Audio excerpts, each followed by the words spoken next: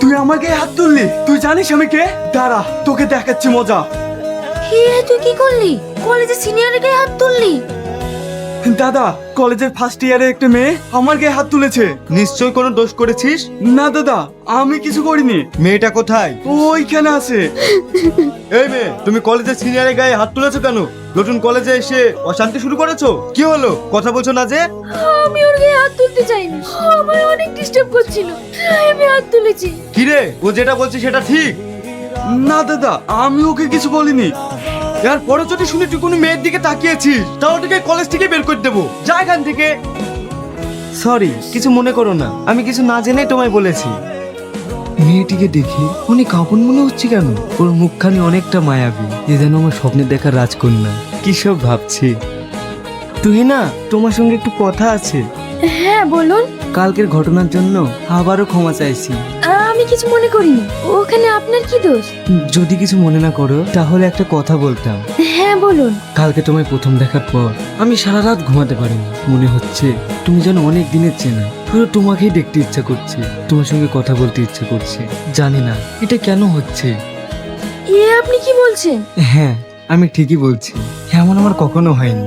হয়তো তোমায় এক পলকে একটু দেখায় তোমার আমি প্রেমে পড়ে গেছি। Do you love me? আপনি কি বলছেন? এটা সম্ভব নয়। কেন সম্ভব নয়? আমি দেখতে খারাপ তাই?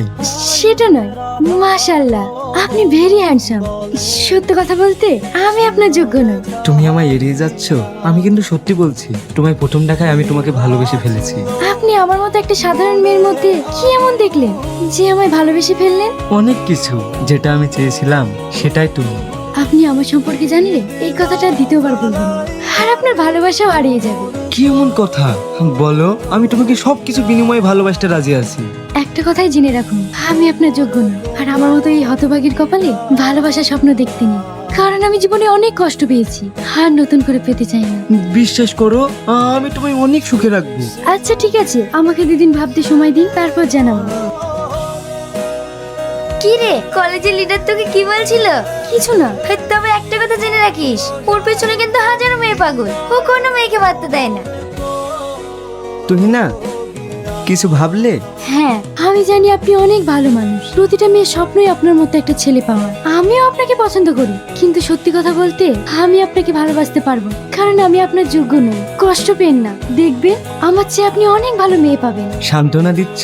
আমার অন্য মেয়ে নয়, তোমাকে চাই। আমিও তোমাকে অনেক পছন্দ করি গো, কিন্তু আমার কোনো উপায় নেই। এভাবেই আমি আমার জীবন থেকে কাছের মানুষগুলো হারিয়ে ফেলি। কি হলো, কিছু বলছো না? আপনি ভাগ্য বিশ্বাস করেন? হ্যাঁ। আল্লাহর কাছে দোয়া করেন, যদি আপনার ভাগ্যে আমি থাকি অবশ্যই আপনার কাছে আসবো।